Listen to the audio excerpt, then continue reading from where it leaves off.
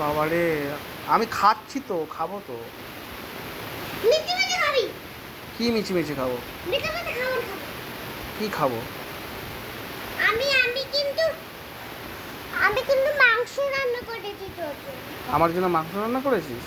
সবাই ওই মাংসটা কিন্তু লঙ্কা দিয়েছি, তুই এখন ছোট আছিস, তুই ঝাল লাগবে।